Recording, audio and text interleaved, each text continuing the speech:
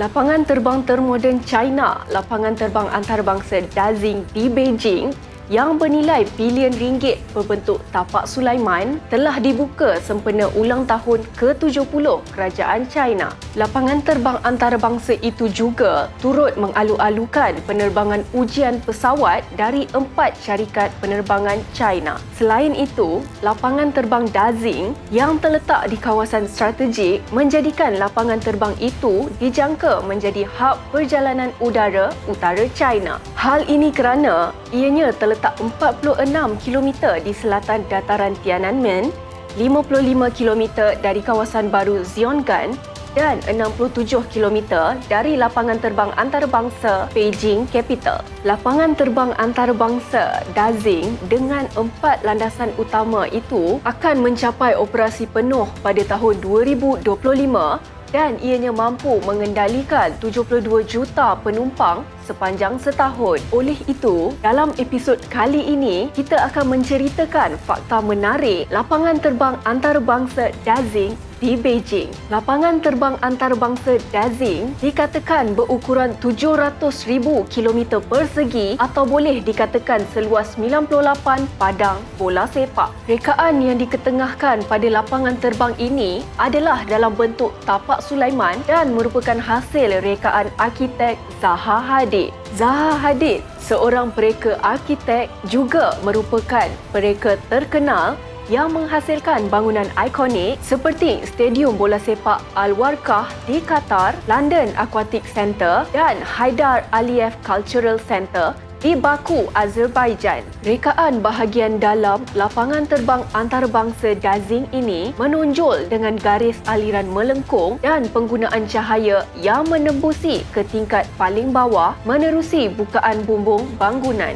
Bukan hanya memiliki seni bina yang indah, lapangan terbang ini juga mempunyai 4 landasan di mana ianya telah dilengkapkan dengan pelbagai teknologi canggih. Salah satunya adalah pengoperasian robot layanan penumpang.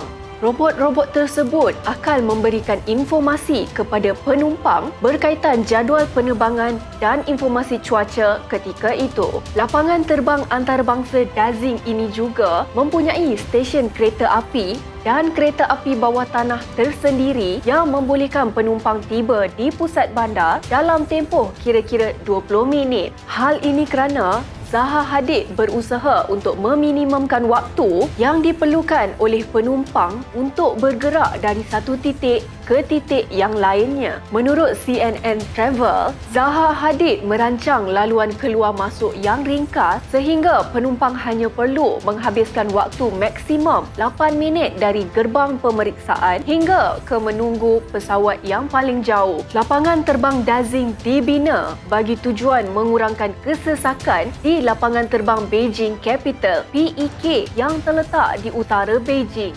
Menjelang tahun 2040, lapangan terbang berkenaan dijangka mempunyai 8 landasan. Ianya termasuklah 1 untuk kegunaan tentera. Ketika itu, lapangan terbang antarabangsa Dazing dijangka mampu mengendalikan 100 juta penumpang setahun, menjadikannya terminal tunggal terbesar dunia dari segi jumlah penumpang. Pengangkutan udara sedang rancak di China berikutan kenaikan taraf hidup rakyatnya yang gemar melancong selain semakin ramai pelancong memasuki negara itu. Menurut Persatuan Pengangkutan Udara Antarabangsa, China dijangka mengatasi Amerika sebagai pasaran penerbangan terbesar di dunia. Terdahulu, kerja-kerja pembinaan lapangan terbang bernilai berbilion ringgit itu secara rasmi telah siap pada 20 Jun 2019.